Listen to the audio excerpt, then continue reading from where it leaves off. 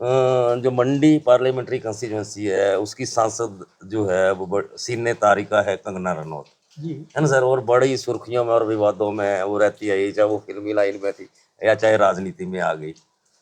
तो पिछले 4-5 दिन से अगर हम बात करें तो जितने भी इस तरह की पर्सनैलिटीज़ हैं, जो रिनोन लोग हैं, वो कम से कम सोशल मीडिया पे तो अपना कंसर्न दिखाते हैं कि मैं दुखी हूँ हादसे में या फलां, अगर मौके पे नहीं पहुँच पाते हैं, अंगेज हैं आप। तो पिछले अगर आप 4-5 दिनों से देखें तो कंगना रनौत के ये बयान तो सोशल मीडिया पे आए हैं, खासकर फेसबुक पे, कि मोदी जी घाना जा रहे हैं या फलाना जा रहे हैं। लेकिन उसकी पार्लियामेंट्री कंस्टिट्यूंसी में इतना बड़ा कहर बीता है कुदरत का, और उसका एक भी बयान नहीं है, ना ट्विटर पे बोली है ना क्या बोली। तो ये जो एक तरह की जो संवेदनहीनता है सर, इसको आप किस तरह से देखते हैं? लेकिन ये सब लगभग एक ही तरह के हैं। इनको जो वोट पॉलिटिक्स है ना, वो जी इनकी प्राथमिकता है। जी तो जिसमें वोट बनता है तब तो ये सामने आएंगे।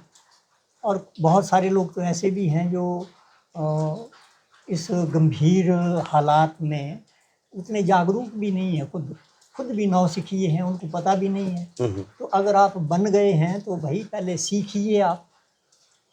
आदमी तो कोई भी पेट से तो पढ़ के आता नहीं है, उसको सीखना ही पड़ता है। तो आपने इतनी बड़ी जिम्मेदारी ली, उस जिम्मेदारी को निभाने के तरीके क्या होंगे वो आपको सीखना चाहिए।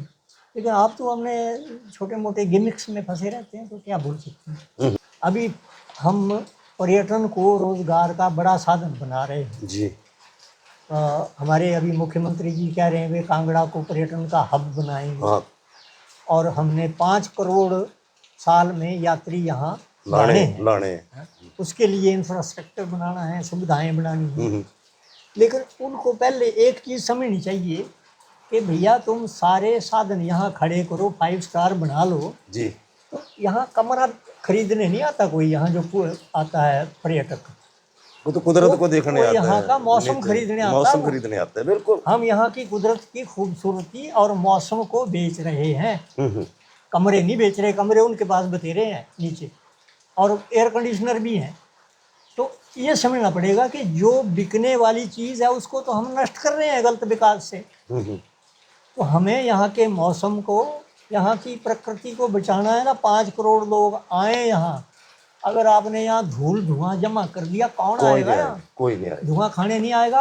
और ये जो आपदाएं आ रही हैं, जब ये खतरा हो जाएगा पैदा कि यहाँ तो यार हिमाचल में नहीं जाना, आपदा आती है वहाँ तो पता नहीं कब फंस जाएंगे, कब मर जाएंगे जी हाँ, तो जान देने नहीं आएगा यहाँ कोई भी नहीं आएगा। तो अगर आपने अपनी टिकाऊ आर्थिक विकास भी करना है तो आपको आपदा मुक्त और भरपूर हरियाली से हरा भरा और मौसम के रूप में एक आदर्श जो ठंडा प्रदेश बना के इसको रखना पड़ेगा। ग्लेशियर बचा के रखने पड़ेंगे।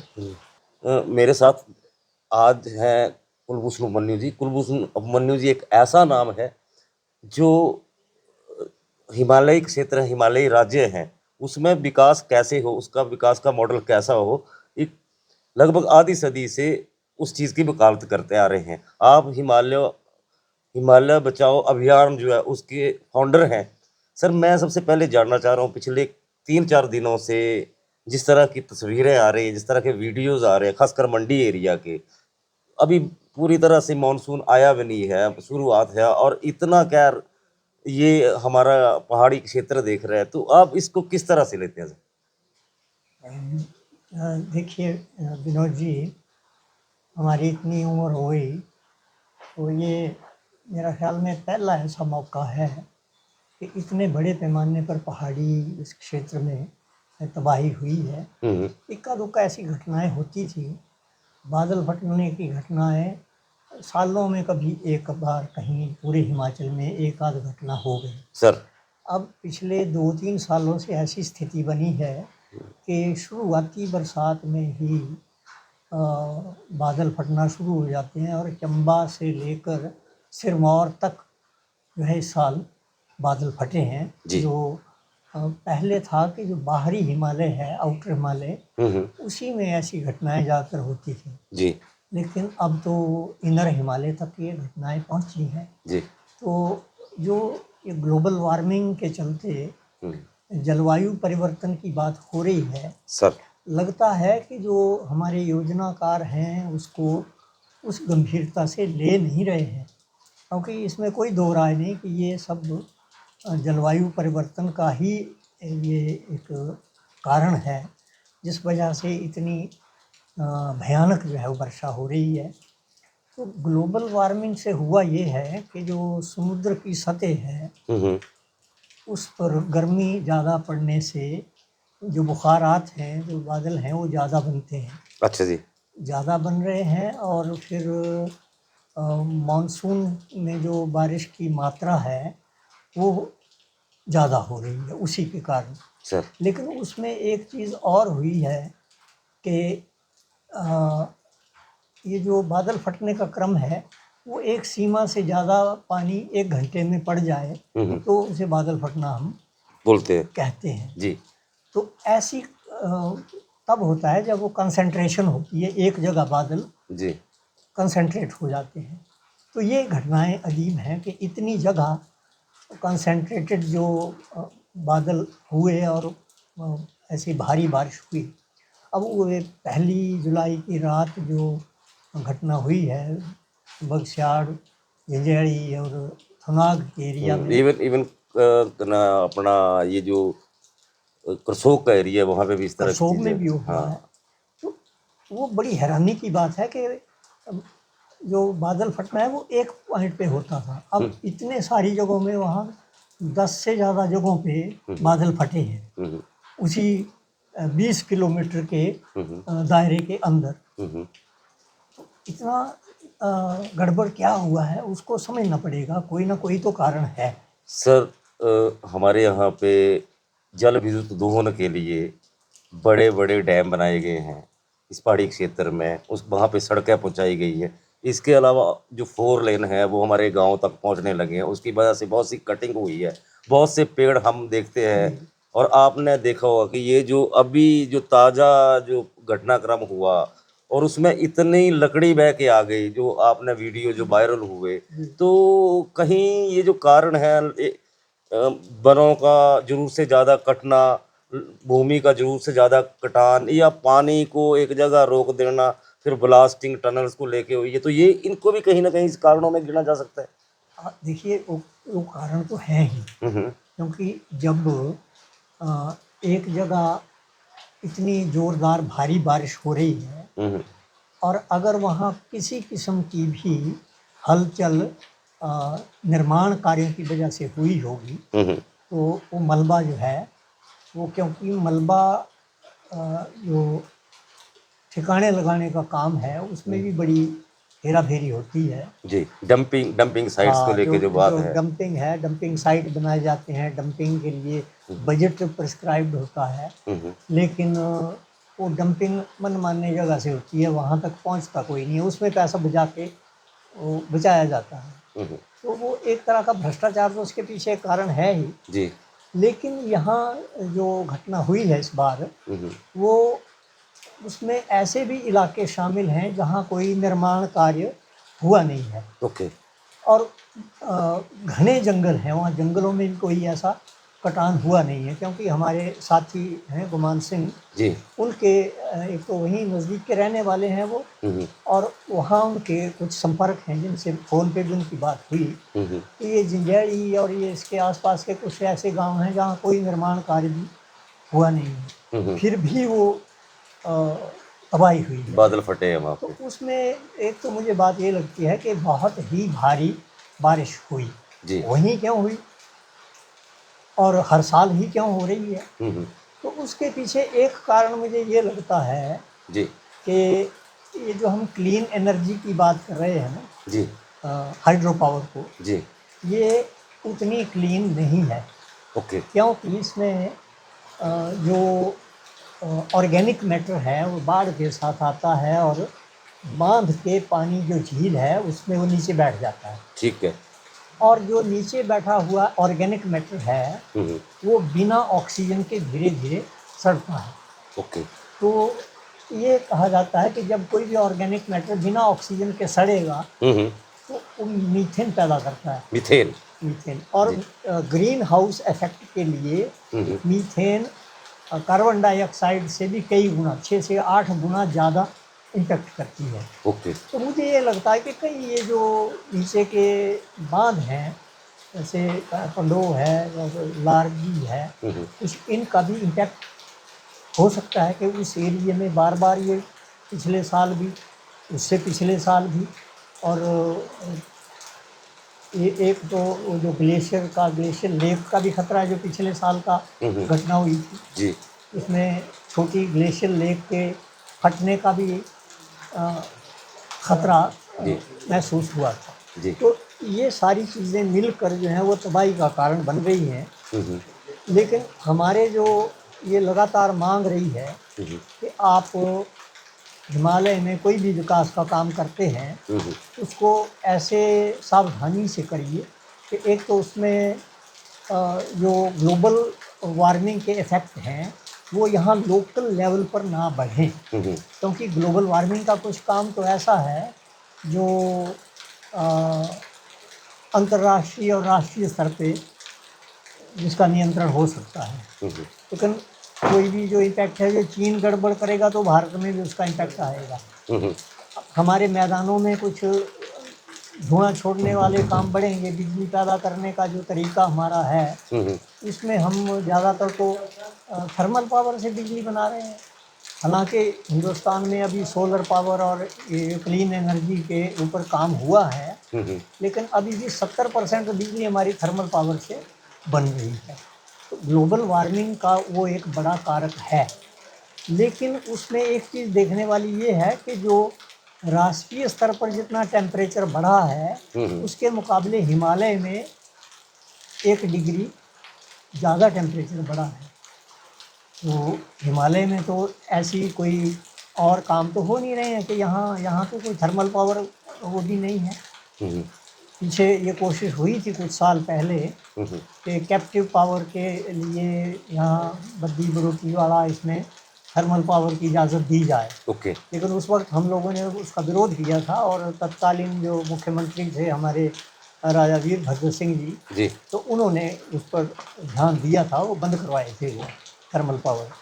थे तो भले छोटे छोटे, लेकिन अगर 1-2 बन जाते तो और कई सारे भी वैसे बनते। डेफिनेटली एक शुरुआत जो है वो हो जानी थी। हाँ, तो ये चीज़ है कि ये ध्यान देने की ज़रूरत है। तो जहाँ जंगल भी नहीं कटा है, वहाँ भी इस तरह का कंसंट्रेटेड बारिश हो रही है, बादल फट रहे हैं। तो हमने ये मांग भी की है कि इसमें अंदाज़न बातें ना की जाएं।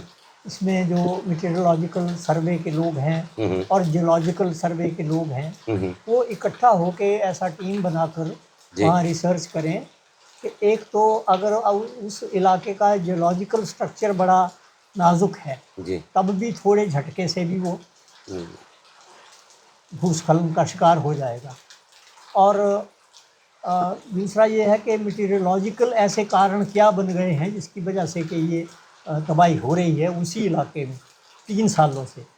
तो उस पर जितनी चिंता की जानी चाहिए, मेरा ख्याल सरकारों ने की नहीं है। उनके लिए वो एक जितने भी आम आदमी और सरकारें भी कि जी अब क्या करें, प्रकृति की मार है। तो हमारा ये मानना है कि ये प्रकृति की मार केवल नहीं है, ये हमारा भी किया धरा इसमें बहुत कुछ है। तो उसको हम देखने को तैयार नहीं है, चाहे वो भ्रष्टाचार के चलते लापरवाहियाँ हों या फिर निर्माण कार्य की जो तकनीक है। अब ये जो 4 लेन का काम है, इसमें आप देखिए कि वो मिट्टी को कंप्रेस कर करके फिर बाद थोड़ा डंगा लगा के वो सड़क बना देते हैं। लेकिन पहाड़ की तो स्थिति ऐसी है कि यहाँ तो नदी का बहाव भी इतना तेज़ गति से होता है, तो थोड़ा सा एक जगह कटाव हुआ और सारी सड़क निकल जाती है, जो पिछले साल मनाली से लेके सारा कुल्लू मनाली के एरिया में जो हुआ बिल्कुल वैसा ही हुआ। जब वो घटना हो रही थी, हम लोग उसका विरोध कर रहे थे कि आप यहाँ 4 लेन की एक तो ज़रूरत नहीं है, यहाँ 2 लेन सड़कें बनाइए आप और टिकाऊ सड़कें बनाइए। ऐसी 4 लेन क्या करें जो हर साल टूटती रहे। तो उस बात पे ध्यान नहीं दिया गया, बल्कि यहाँ जब गडकरी जी आए तो उन्होंने कहा कि हम इस नदी को ड्रेजिंग से और गहरा कर देंगे और फिर साइड में उसके रिटेनिंग वॉल लगा के सिक्योर कर देंगे। जी। अब लोग भी उस पर सहमत हो गए कि हाँ तो बड़ा अच्छा काम है। लेकिन ये तो किसी ने नहीं सोचा कि उसको खोद के जब हम गहरा करेंगे नीचे से तो कच्ची मिट्टी एक्सपोज हो जाएगी, यस, तो आपकी जो वो पानी स्पीड से जाएगा वो उसमें और ज़्यादा वो गहराई से उसको खोदेगा, तो साइड की दीवारें आपकी टूट के फिर अंदर गिर जाएंगी। बिल्कुल। तो जो चीज़ें दक्षिणी पठार की पक्की जो चट्टानी धरती है उसके लिए ठीक है, वो यहाँ के लिए ठीक नहीं है। तो हम ये मान लें कि जो विकास का मॉडल हिमाचल का है जी और ये जो रेगुलर फीचर हो गया बरसात के मौसम में, जी मानसून के मौसम में बादल फटना, बाढ़ आना और लोगों का करोड़ों में नुकसान हो जाना, घरों का बह जाना, जी तो ये जो हमारा जो मॉडल है, जिस तरह की बड़ी बड़ी परियोजनाओं की हम बात कर रहे हैं, बांधों की बात कर रहे हैं, ये पूरी तरह से फेल। सर, आपने एक अल्टरनेटिव मॉडल की बात की है, आज तक की जो आपका जीवन संघर्ष रहा है वो एक अल्टरनेटिव मॉडल, एक क्या बार अल्टरनेटिव मॉडल क्या है वो? ये 1992 के बाद की बात है। टिहरी में एक सम्मेलन हुआ था, जी हिमालय बचाओ आंदोलन, जी और श्री सुंदरलाल बहुगुणा जी ने वो आयोजित किया था, जी उसमें हम लोग उसके हिस्सेदार थे। जी। तो वहाँ इसी बात पे ये चिंता हुई थी कि यहाँ जो हिमालय में जो मेन स्ट्रीम का हमारा राष्ट्रीय मैदानी इलाकों का मॉडल है वो विकास के लिए यहाँ के लिए ठीक नहीं है। ठीक है। वो दो तरह से ठीक नहीं है। एक तो उसकी जो इंजीनियरिंग टेक्निक है वो यहाँ के लिए सूटेबल नहीं है। ठीक है। तो यहाँ पहाड़ के लिए अलग इंजीनियरिंग टेक्निक होनी चाहिए। फिर उसके अलावा यहाँ कुछ चीज़ें ऐसी होनी चाहिए जो यहाँ नहीं की जा सकती। ठीक है। तो डूज एंड डोंट्स का यहाँ कुछ ध्यान रखा जाए। तो उसमें एक डॉक्टर S.Z. कासिम की अध्यक्षता में एक कमेटी बनी थी, प्लानिंग कमीशन ने बनाई थी। ओके। तो वो एक्सपर्ट ग्रुप ने कुछ रिकमेंडेशंस दी थी। अच्छा जी। हालांकि उसमें कई सारे सुधार करने की भी ज़रूरत है आगे, लेकिन वो एक बुनियादी डॉक्यूमेंट हो सकता है ओके। जिसके आधार पर हम ये तय करें कि यहाँ ये काम नहीं होंगे। जैसे बड़े बांध नहीं होने चाहिए, तो लोग उजड़ेंगे, बसाएंगे कहाँ। फिर उसके दूसरे जो इम्पैक्ट हैं, जो उसकी वजह से ग्रीन हाउस इफेक्ट बढ़ रहा है, मीथेन वो बढ़ रही है, ये अभी तक मानते नहीं है कि ये इससे मीथेन निकल नहीं, पर सरकार की जो प्रायोरिटीज है, जब जयराम की सरकार होती है तो बल में ग्रीन एयरपोर्ट की बात करते हैं और उसके लिए पूरा अपना पूरे कार्यकाल में सक्रिय रहते हैं। अभी आप देख रहे हैं जो कांगड़ा एयरपोर्ट है उसके विस्तारीकरण का जो मामला है जिसमें कितने लोग उजड़ने हैं, तो ऐसी योजनाएं आप इनको किस नजरिए से देखते हैं सर? मेरी साथियों से कई बार बात होती है कि ये जो लड़ाई है हमारी वो किसी एक राजनीतिक विचारधारा की गलत नीतियों के खिलाफ नहीं है। ठीक है। वो एक ऐसे विकास मॉडल के खिलाफ है जिसको हर किस्म की जो विचारधारा है वो ठीक मानती है। ठीक है। यहाँ तक कि लेफ्ट भी उसको ठीक मानता है, राइट भी ठीक मानता है, और जो सेंटर टू राइट लेफ्ट है वो भी ठीक मानते वो हैं। भी ठीक मानता है। तो उसमें 19-21 का थोड़ा फर्क रहता है, लेकिन सब लोग मना करते हैं कि यहाँ सीमेंट प्लांट ज़्यादा नहीं लगने चाहिए। जब सरकार बनती है तो फिर सीमेंट प्लांट लगते हैं। जब ये दाड़ला घाट सीमेंट प्लांट का प्रपोजल बन रही थी, हम लोगों ने विरोध किया, ना लगे। ठीक है। तो शांता कुमार जी भाजपा थी पार्टी, इन्होंने भी विरोध किया भी हाँ नहीं लगना चाहिए। जब शांता जी की सरकार आई तो लग गया वो। तो उन्होंने बोला कि शांता कुमार जी, बीच में मैं आपकी बात ठोक रहा है, वो तो आपके चंबा में भी एक प्रोजेक्ट को लेके लंबी राजनीति करते रहे हैं कि चंबा में जो कौन सी क्या नाम था उस धार पे, सिकरीधार सीमेंट कारखाने की, है ना, वो उनका अभी भी एक लॉबी है चंबा में जो इस बात को कि यहाँ भी कोई पार्टी आए और सीमेंट प्लांट लगाए, सिकरीधार। तो वहाँ की जो स्थानीय जो रोज़गार हैं उस पर उसका क्या असर पड़ेगा कोई स्टडी नहीं हुई। एनवायरमेंटल इम्पैक्ट क्या होंगे कोई स्टडी नहीं हुई। मतलब जो उखाड़ पछाड़ का काम है वो अच्छा लगता है, और उसके पीछे एक कंस्ट्रक्शन लॉबी है, एक इंडस्ट्रियल लॉबी है। तो अब लॉजिक ये दिया जा रहा है कि जो ज़मीनें हैं, धरती है, वो खेती में तो इतनी लाभदायक नहीं है, आप ऐसे इस तरह के इंडस्ट्री में दीजिए तो ज़्यादा कमाई करके देगी। तो ये लॉजिक चल रहा है, ये कैपिटलिस्ट इकोनॉमी का एक वो है। लेकिन अब दिक्कत क्या है कि जो लेफ्ट है वो भी इकोनॉमी, उसकी भी कंस्ट्रक्शन इकोनॉमी जो है वो कैपिटलिस्ट ही है। रशिया ने भी बड़े बांधों का वो इस्तेमाल सर किया है, जैसा चाइना कर रहा है। बिल्कुल आपकी बात, मैं आपकी बात से सहमत हूँ, लेकिन अभी तक तो जब भी हम हाइड्रो इलेक्ट्रिक उसकी बात आती है तो हम बोलते हैं कि हमारी कैपेसिटी है, तो उसके हिसाब से तो अभी बहुत से बांध और बहुत से प्रपोज्ड हैं, अभी मतलब अभी हमारी चिंता हो रही है ये जो चिनाब वैली है, जी तो इसमें लाहौल से लेकर पांगी तक जी कितने ब्रह्म, हाँ जी, 7-8 बांध जो हैं वो प्रपोज्ड है प्रपोज्ड हैं। जी। और ये जो टॉप है इसका हम्म चंद्रभागा का, हम्म, ये पूरा ग्लेशियर एरिया है हिमाचल का सबसे बड़ा जी है। बड़ा सिंगरी, छोटा सिंगरी हाँ, ग्लेशियर यहाँ बिल्कुल है। बिल्कुल बिल्कुल बिल्कुल है। और इसमें इतनी सारी ग्लोबल वार्मिंग के चलते ग्लेशियल झीलें बन रही हैं, जी और वो झीलें फिर फट जाती हैं तो नीचे तबाही करती हैं, भयानक बाढ़ आती है उससे। बिल्कुल बिल्कुल बिल्कुल। अब ऐसा होने पर कोई छोटा मोटा बांध टूट गया, हम्म, जैसे गढ़वाल में विष्णु प्रयाग तो टूट गया था, बिल्कुल बिल्कुल टूट गया था। यहाँ भी हमारा ये मलाना में भी तो वो हुआ, बांध वो टूटा, तो उससे नीचे कितनी तबाही आएगी हम्म, उसका कोई ध्यान नहीं है।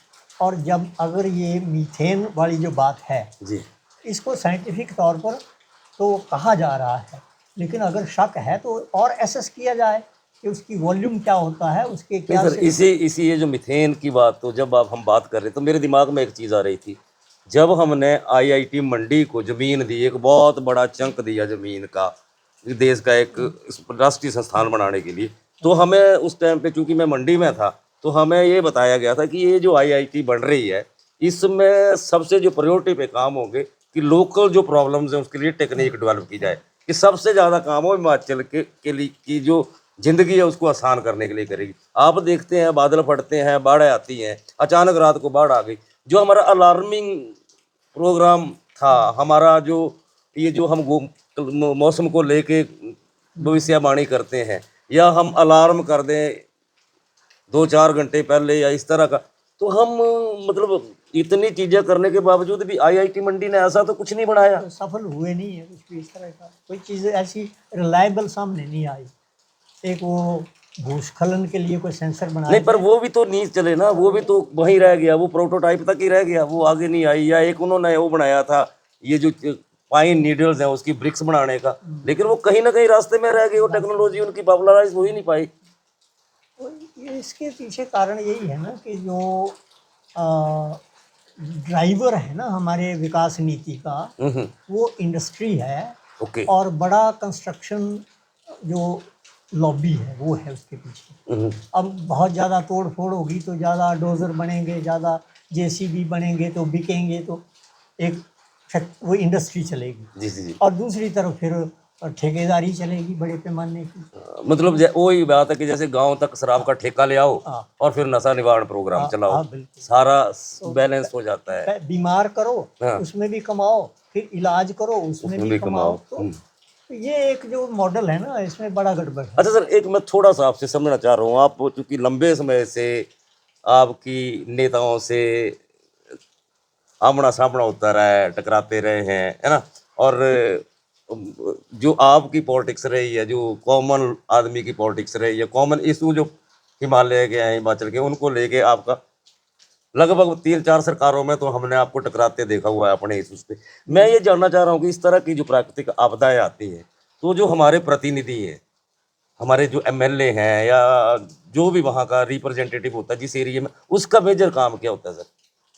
अब आप देखिए ना कि ये लोग राहत बांटने तक अपने आप को सीमित कर लेते हैं। तो ज़्यादा राहत बांटी मैंने, और ज़्यादा राहत बांटी। ठीक है। अब इतना डिज़ास्टर मैनेजमेंट का जो काम हो रहा है आज की डेट में भी, तो एनडीआरएफ, एसडीआरएफ वगैरह कई सारे इदारे बन गए हैं एजेंसियां बन गई जो हैं। अच्छा काम कर रहे हैं। ठीक है। लेकिन भाई हमारा ध्यान पहले तो इस बात पे होना चाहिए कि डिज़ास्टर मिटिगेशन हो, डिज़ास्टर आए ही ना। आप ऐसे हालात पैदा करेंगे कि डिज़ास्टर आए, और फिर उसको डिज़ास्टर का हम राहत कार बांटेंगे और समाधान करने के लिए दौड़ेंगे जी। तो वो तो बिल्कुल मतलब कोई वैज्ञानिक अप्रोच तो नहीं है ना। तो आप क्यों नहीं ऐसी डेवलपमेंट का मॉडल आप सीखते ढूंढते दुनिया भर में अलग अलग प्रयोग हुए हैं। स्विट्ज़रलैंड से लेकर पहाड़ी ऐसे कई सारे देश हैं जहाँ के लिए अप्रोप्रिएट टेक्नोलॉजी बनाई है उन लोगों ने। ठीक हम है। क्यों नहीं सीखते उससे? तो पहले हम बर्बादी लाएंगे, फिर बर्बादी में भी कमाएंगे, और फिर जब उसका समाधान लाएंगे उसमें भी कमाएंगे। एक मैं सर आपसे चलते चलते उस चीज़ में भी पूछना चाह रहा हूँ, जो मंडी पार्लियामेंट्री कंस्टिट्यूंसी है उसकी सांसद जो है वो सीने तारिका है कंगना रनौत, जी है ना सर, और बड़ी सुर्खियों में और विवादों में वो रहती है, चाहे वो फिल्मी लाइन में थी या चाहे राजनीति में आ गई। तो पिछले 4-5 दिन से अगर हम बात करें तो जितने भी इस तरह की पर्सनैलिटीज़ हैं, जो रिनोन लोग हैं, वो कम से कम सोशल मीडिया पे तो अपना कंसर्न दिखाते हैं कि मैं दुखी हूँ हादसे में या फलां, अगर मौके पे नहीं पहुँच पाते, यहाँ अंगेज हैं आप। तो पिछले अगर आप 4-5 दिनों से देखें तो कंगना रनौत के ये बयान तो सोशल मीडिया पे आए हैं, खासकर फेसबुक पे, कि मोदी जी घाना जा रहे हैं या फलाना जा रहे हैं, लेकिन उसकी पार्लियामेंट्री कंस्टिट्यूंसी में इतना बड़ा क्या रवीता है कुदरत का, और उसका एक भी बयान नहीं है, ना ट्विटर पे बोली है ना क्या बोली। तो ये जो एक तरह की जो संवेदनहीनता है सर, इसको आप किस तरह से देखते हैं? देखिए, वैसे तो हम अमूमन पॉलिटिशियनों के बारे में कोई ज़्यादा जी कोई ज्ञान करते नहीं हैं, लेकिन ये सब लगभग एक ही तरह के हैं। इनको जो वोट पॉलिटिक्स है ना, वो जी। इनकी प्राथमिकता है। जी तो जिसमें वोट बनता है तब तो ये सामने आएंगे। और बहुत सारे लोग तो ऐसे भी हैं जो इस गंभीर हालात में उतने जागरूक भी नहीं है, खुद भी नौसिखिए हैं, उनको पता भी नहीं है। तो अगर आप बन गए हैं तो भाई पहले सीखिए आप। आदमी तो कोई भी पेट से तो पढ़ के आता नहीं, उसको सीखना ही पड़ता है। तो आपने इतनी बड़ी जिम्मेदारी ली, उस जिम्मेदारी को निभाने के तरीके क्या होंगे वो आपको सीखना चाहिए। लेकिन आप तो अपने छोटे मोटे गिमिक्स में फंसे रहते हैं, तो क्या बोल सकते हैं। अब ऐसा बयान दे देंगे जिससे कोई और 4 झगड़े खड़े हो जाते हैं। हिमालय नीति अभियान का एक शुरू से एक बड़ा इशू रहा है, जो आपके फॉरेस्ट राइट है, उसको लेके एक आपने लंबा सफ़र तय किया है, बड़ी लड़ाई लड़ी है। तो एट प्रेजेंट इस सरकार में हमें लगा था कि वो जो आपका संघर्ष है उसको कहीं ना कहीं पूरा हो जाएगा, ऐसी ऐसी शुरुआत हुई थी। तो एट प्रेजेंट कहाँ तक पहुँचा है सर फॉरेस्ट राइट एक्ट का जो आपका कैंपेन है? जब ये चिपको आंदोलन गढ़वाल में भी चला, फिर 81 के बाद हिमाचल में चला जी, तो हम लोग जुड़े रहे उससे। जी तो उस वक्त ये नारा था कि आज हिमालय की ललकार, वन पर गांव का अधिकार। ये जंगल जो है वो व्यापारियों के लिए नहीं होना चाहिए, गांव की ज़रूरतें पूरा करने के लिए होना चाहिए। तो गांव और प्रकृति, ओके, तो प्रकृति और गांव को संभालने के लिए जंगल का स्वरूप कैसा हो और जंगल भरपूर हो, ये दोनों चीज़ें जरूरी हैं। ठीक है तो जंगल ऐसा होना चाहिए जिसमें पेड़ हम ना काटें, जी, बिना काटे वो पेड़ लोगों को जीने के साधन मुहैया कराए। ठीक है। तो उस वक्त हमारा ये फार्मूला था कि फल, चारा, ईंधन, खाद, रेशा और दवाई देने वाले पेड़ जो हाँ पेड़ वो जंगल लगाइए आप, झाड़ियाँ भी हों पेड़ भी हों, तो उसमें पेड़ बिना काटे लोगों को रोजी रोटी मिलेगी। अब जैसे आप देखो कि ये एक टॉर एक पेड़ है, जी, बेल है, क्रीपर है जी, अब टॉर से पत्तलें बनती हैं जी, और पत्तलों की इतनी डिमांड है कि वो पूरी हो नहीं रही है। उसके लिए कागज़ की, प्लास्टिक की, कई तरह की घातक जो प्लेटें बनाकर बिक रही हैं। बिल्कुल। तो अगर वो आप टॉर को ज़्यादा फैलाएं तो कितने सारे लोगों को रोज़गार मिलेगा।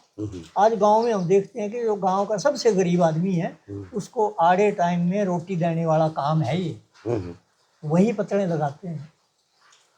तो मतलब एक उदाहरण है। जब आप इस आंदोलन को लड़ रहे थे तो आपने जो चीड़ की या सफेदे की कई नर्सर जो वन विभाग की नर्सरियां थी वो आपने उखाड़ दी थी, फिर आप अरेस्ट हुए। वो थोड़ा सा जो प्रकरण है ना सर, वो हमारे दर्शकों को बताए क्या हुआ था, वो क्या था? तो उस वक्त ऐसा हुआ था ना जी कि चिपको आंदोलन जब गढ़वाल में संपन्न हो गया जी, तो सुंदरलाल बहुगुणा जी ने जी, जो वहाँ भी उसके अग्रणी नेता थे पूरे हिमालय की पैदल यात्रा की। कोहिमा से शुरू की थी गुरुजी की नहीं, कश्मीर से शुरू की कश्मीर थी? से। ये भी कई जगह अखबारों में कन्फ्लिक्ट है कि कोहिमा से कश्मीर की। से कश्मीर से कोहिमा तक की थी। जी। और उसमें आप जो हिमाचल वाला एरिया है उसमें आप जी। वहां तक साथ हाँ, चले थे। बिल्कुल। ये जो आप कहाँ से शुरू हुए थे और कहाँ तक गए ये थे जो जी? पदरी जोत है, पदरी जो चंबा और चंबा उसको, और कश्मीर का जो बॉर्डर है, हाँ पदरी जो से तो आप, उसके नीचे लंगेरा हाँ गांव है। लंगेरा, मैं वहां से लेकर फिर जौनसार बाबर त्यूणी तक, अच्छा जो उस तो वक्त उत्तराखंड उस टाइम तो यूपी का उस हिस्सा वक्त था। यूपी थी, ठीक है तो वहां तक मैं उनके साथ रहा।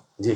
तो फिर हमने उनसे ये चीज़ें समझी हम्म कि ये आवाज़ वहाँ क्यों उठ रही है। हम्म तो वहाँ की जो अर्थव्यवस्था में जंगलों के गलत इंतज़ाम की वजह से समस्याएं आ रही थी, वही हालत यहाँ भी थी। बिल्कुल। तो फिर हमने फर्स्ट हैंड इंफॉर्मेशन हमें मिली घूमकर, जब अच्छा। उनके साथ हमने यात्रा की, लोगों से मिले, नॉलेज शेयरिंग हुई जब तो तो लगा कि ये तो बिल्कुल सही बात है, इस पे काम होना चाहिए। हम्म और अपने इलाके में हम इसको झेल भी रहे थे। हम्म कोई 5-6 साल पहले इसके यहाँ जो चिपको आंदोलन शुरू हुआ और उसकी यात्रा में मैं शामिल हुआ, जी।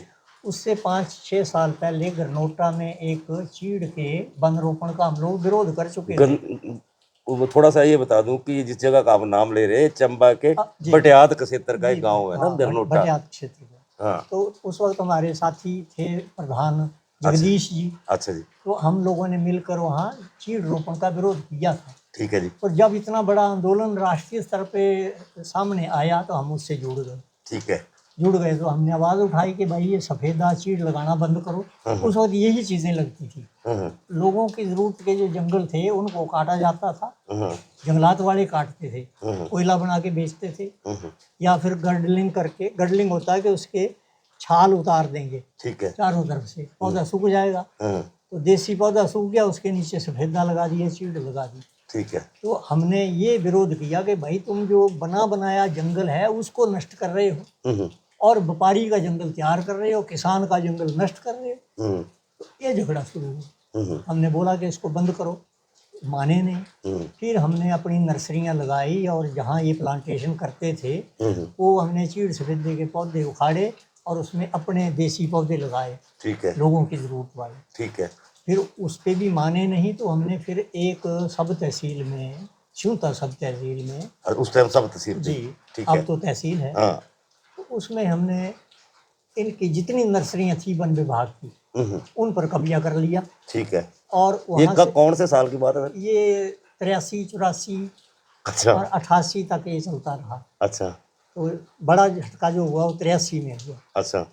तो उसमें सब नर्सरियों पर कब्जा किया, वहाँ के चीड़ सफ़ेदे के पौधे हमने उखाड़े, नर्सरी नष्ट नहीं की हमने।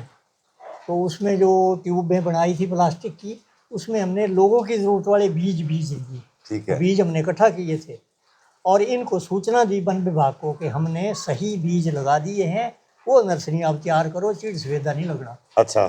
तो फिर उन्होंने केस कूस बनाए, हमारे भी पहले 43 लोगों पे केस बनाया, फिर बाद में 4 लोगों पर केस बना। तो उसमें एक साथी हमारा विपिन गुप्ता, वो गुजर गए हैं, तो उनके घरेलू समस्याएं थी, उनको हमने जमानत करवा दी उनकी। और हम 3 लोग जो हैं वो हमने गिरफ्तारी दी। मेरे साथ डलकू राम जी थे। अच्छा, ये वहीं के डलकू राम? हाँ, वहीं वही के? हमारे अच्छा। गांव के थे। अच्छा। और एक भूरू राम जी थे, दोनों एक्स मैन थे।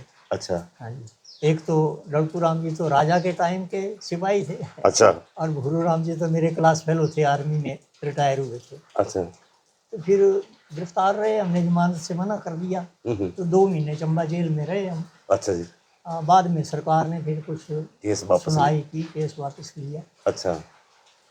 तो ये सर मैं ना आपसे ये जानना चाह रहा हूँ कि आपका पूरा जीवन एक मिशन को लेकर समर्पित रहा और आपने हिमाचल को, हिमालय को, प्रकृति को बचाने की बड़ी पैरवी की, चाहे फॉरेस्ट राइट एक्ट की बात हो या कंपनियों के खिलाफ। तो उसमें ऐसा हुआ था ना जी कि हमें फिर बातचीत के लिए बुलाया था वीरभद्र जी ने। ठीक है। शिमला। ठीक है। फिर उस बातचीत में ये तय हुआ कि हिमाचल में चीड़ और सफ़ेदा नहीं लगेगा, जो सूखा ईंधन है लोगों को चूल्हा जलाने के लिए दिया जाएगा जंगल का, उसका कोयला बना के बेचा नहीं जाएगा। ठीक है। और बान और बुरांस, रोडोडेंड्रन, इनको प्रोटेक्टेड सिटी सी हमने डिक्लेयर करवाया था। ठीक है, संरक्षित करवा दिया था हाँ। बाण और बुरांस के पेड़ को। और ये जो झाड़ियाँ काट कर चीड़ सफेदा लगाया जाता था, झाड़ी कटान बंद करो यार, ठीक है, ये झाड़ी कटान नहीं होगा, ठीक है। पौधा नया लगाना तो उसमें जगह बना के आप लगा दो। तो ये ऑर्डर जारी हुए थे, वो ऑर्डर अभी तक भी स्टैंड करते हैं। तो ये उपलब्धि हुई थी उस वक्त आंदोलन की।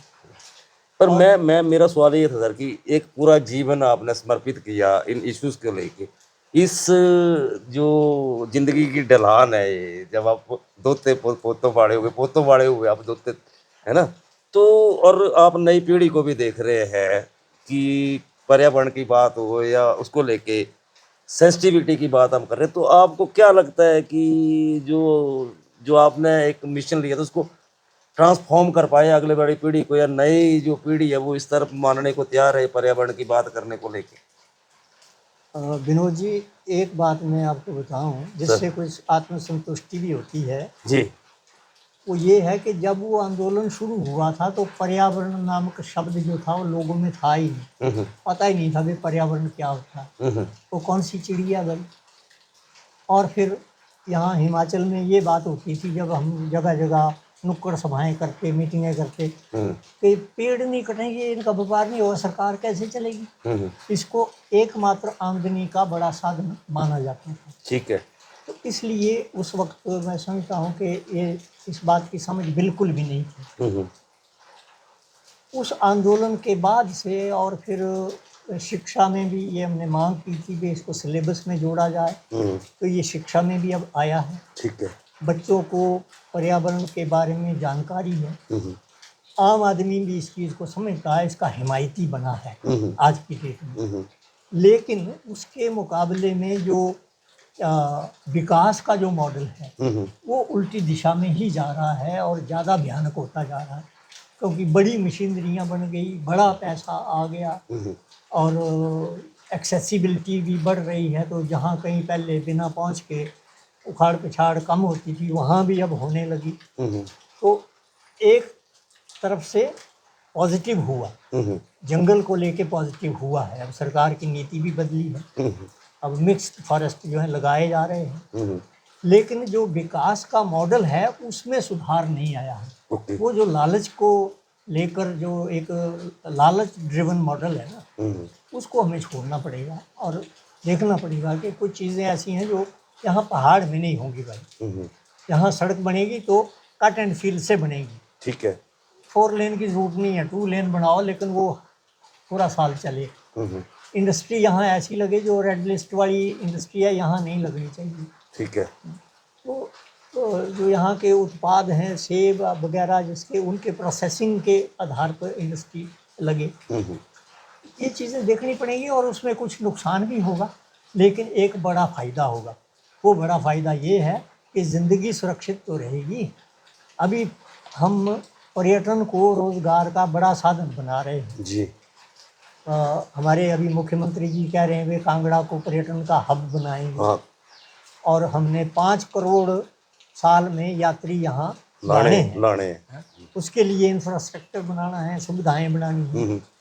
लेकिन उनको पहले एक चीज़ समझनी चाहिए कि भैया तुम सारे साधन यहाँ खड़े करो, 5 स्टार बना लो जी, तो यहाँ कमरा खरीदने नहीं आता कोई, यहाँ जो आता है पर्यटक वो तो कुदरत को देखने आता है, यहाँ का मौसम खरीदने आता है, मौसम खरीदने आता है। बिल्कुल, हम यहाँ की कुदरत की खूबसूरती और मौसम को बेच रहे हैं, कमरे नहीं बेच रहे। कमरे उनके पास बतेरे हैं नीचे और एयर कंडीशनर भी हैं।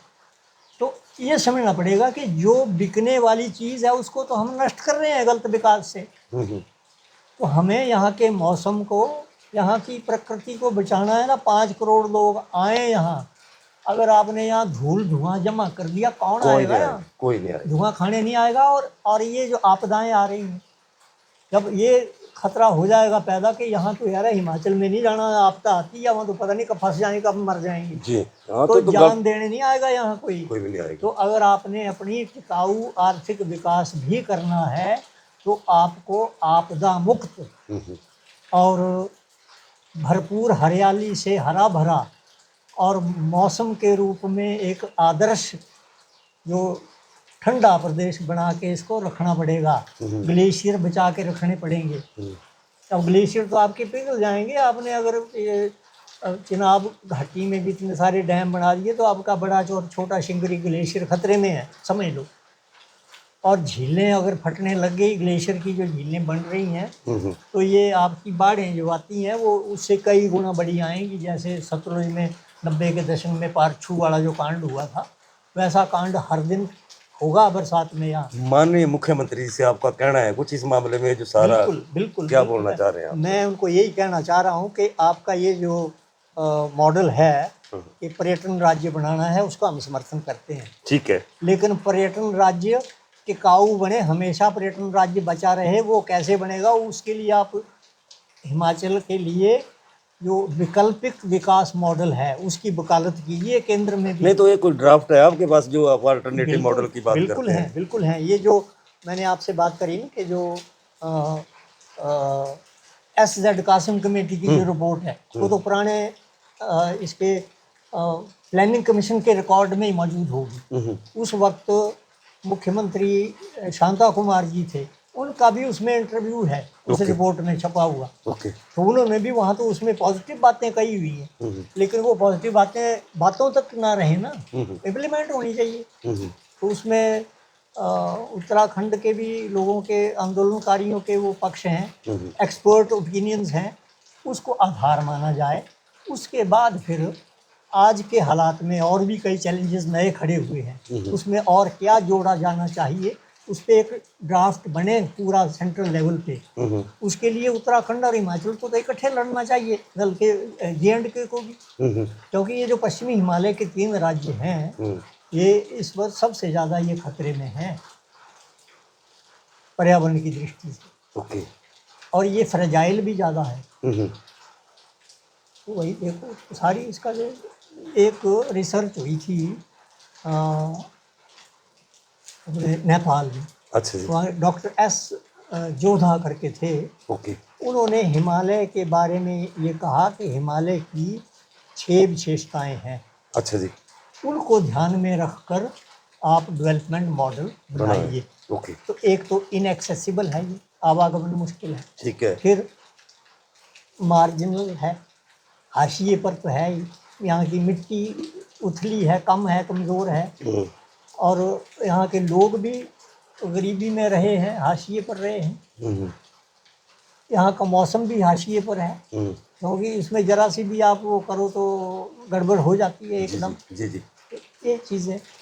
फिर इसके यहाँ निश बेनिफिट भी है कुछ, कि कोई ऐसी चीज़ें जो मैदान में नहीं होती यहीं होंगी। जैसे कि बेमौसमी सब्जी है, या ठंडी जगहों वाले फल हैं, तो ये चीज़ें हैं। या ठंडा पर्यटन भी है, ये भी निश का बेनिफिट। तो निश बेनिफिट के कामों को बढ़ाया जाए, और यहाँ के जो ख़तरे वाले मामले हैं उनको कम किया जाए। हर चीज़ से कमाने का लोभ छोड़ना पड़ेगा, जो ख़तरे में डालती हैं पूरे प्रदेश की टिकाऊ विकास को, उनका लोभ छोड़ना पड़ेगा। जान सलामत रहेगी तो गरीबी में भी ज़िंदगी बड़ी मज़ेदार बीतती है। सर, एक सोशल एक्टिविस्ट और एक पोइट, 2 विशेषताएं आपके व्यक्तित्व की बड़ी निखर के सामने आती है। आपकी दोनों पुस्तकें मैंने पढ़ी है, और ये मैं सौभाग्यशाली रहा हूँ कि आपकी किताबों के विमोचन में मैं साक्षी रहा हूँ। जो वो एक एक्टिविस्ट कविता लिखता है या वो साहित्य कर्म करता है, तो उसका जो साहित्य कर्म है वो भी कहीं ना कहीं एक्टिविज्म से जुड़ा होता है, या कहीं ऐसी कि जो उसको लगता है यार कि ये चीज़ें हो नहीं रही है, तो मैं कहीं ना कहीं इसको ड्राफ्ट कर दूं। क्या आपने जो 2 कविताओं को, पहले तो आप अपने दोनों कविता संग्रह के नाम बताएंगे, और फिर उन, मैंने तो पढ़ा है लेकिन पाठक और दर्शक आपके मुंह से सुनना चाहते हैं कि उन किताबों को लिखने के पीछे की वजह क्या रही है सर? एक तो जो पहले मेरा एक छोटा कविता संग्रह हुआ जी असल में मैं कोई रेगुलर लेखक नहीं हूँ जी। ऐसा रेगुलर नहीं, पर इनसे जुड़े हुए मुद्दों के ऊपर तो आप लिखते रहे हैं, अखबारों में लिखते रहे हैं, है ना? अखबारों में तो मैंने बहुत लिखा है जी। लेकिन कविता का मेरा ये है कि जब कभी मुझे बहुत तकलीफ होती है किसी बात से, पर्यावरण से जुड़ी बातों को लेकर, उसकी जो प्रतिक्रियाएं होती हैं मन में, उनमें कुछ शब्द निकल आते हैं। ओके। तो मैं उस पर कुछ शब्द तो ये लिख दिया। पहली किताब आई थी सर ये? हाँ जी, तो उसपे वो थी द्वंद्व जारी है। हाँ, ये प्रकाशित हुई थी आपकी 1900 नहीं 2000 के बाद ही? हाँ, ये 2002 के आसपास। ठीक है, हाँ जी, ठीक है जी। ये प्रकाशित हुई थी। हम्म तो उसमें भी 25-30 कविताएं हैं, छोटी छोटी। हम्म और एक अभी हुई है प्रकाशित हम्म इसी साल, पिछले साल में। हम्म तो आपके साथ ही उसका विमोचन हुआ। जी तो उसका नाम है अनघड़ पत्थर। जी।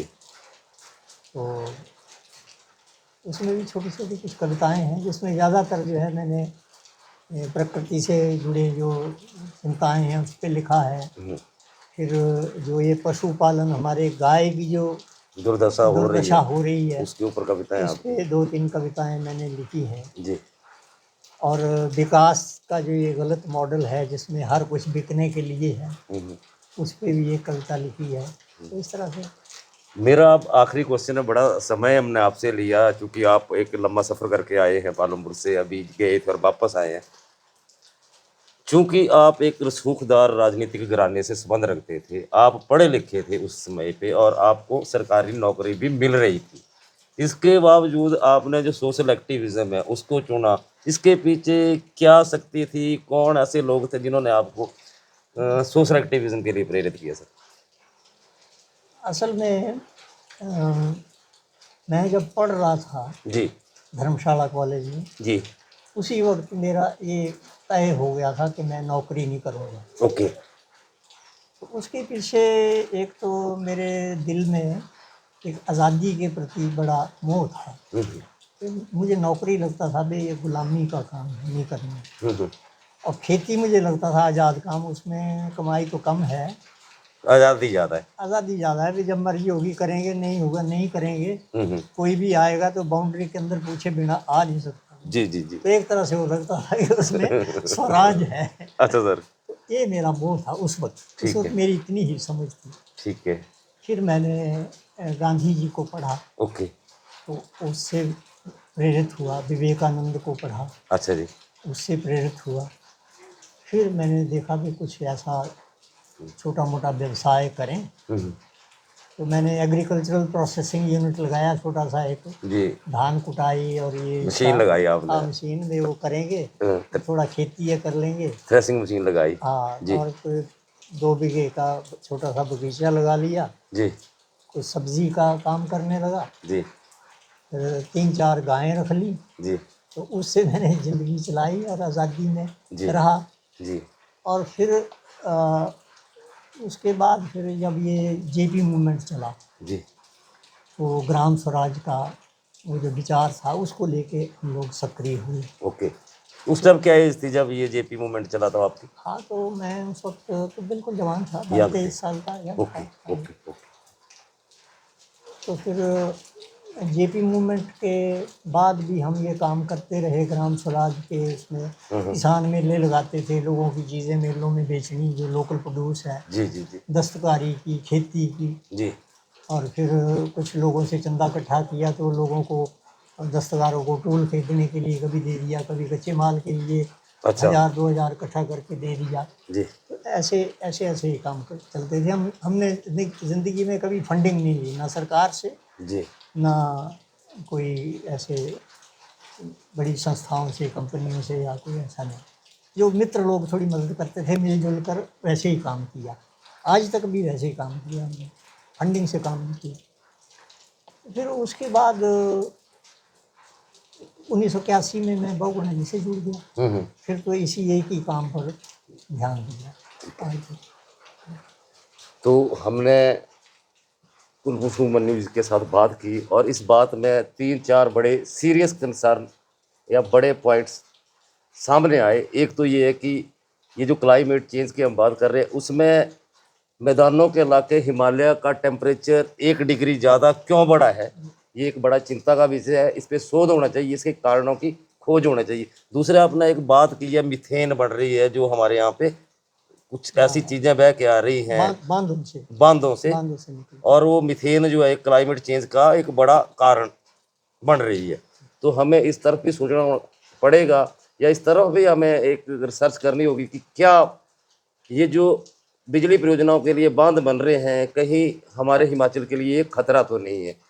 सर, एक बात आपने ये कही, इसके अलावा हम आपने एक बात और कही है कि आईआईटी मंडी को इस तरह से शोध करना चाहिए, ऐसी टेक्नोलॉजी डेवलप करनी चाहिए ताकि इस तरह का अगर आपदा आ रही है तो पहले से कोई अलर्ट सिस्टम हो, या इनको मिटिगेट करने की जो आपने बात की है, उनको आपदाएं नहीं आए, ऐसा आईआईटी मंडी का क्या रोल हो सकता है ना बिल्कुल, सर? उनका उनका रोल तो एक तो यही हो सकता है कि ऑल्टरनेट मॉडल जो है उसकी बात करें वो, ठीक है, और ऑल्टरनेट मॉडल के लिए ऑल्टरनेट टेक्नोलॉजी बताएं। ऑल्टरनेट टेक्नोलॉजी तैयार करके दे हमें, क्योंकि आईआईटी का मैंडेट वही है। चौथी एक बड़ी अहम पते की बात हमने ये कही है कि राजनीति में लोग जब आते हैं तो जाहिर सी है कि वो पूरी तरह से सीखे नहीं होते हैं। अगर आप जन सेवा के लिए आए हैं तो और सीखे नहीं हैं तो आप पहले काम सीखें और पूरी तरह से लोगों की सेवा कर रहे हैं। और आपदा की इस घड़ी में जब लोगों को सबसे ज़्यादा आपकी ज़रूरत है तो आप लापता नहीं होना चाहिए, है ना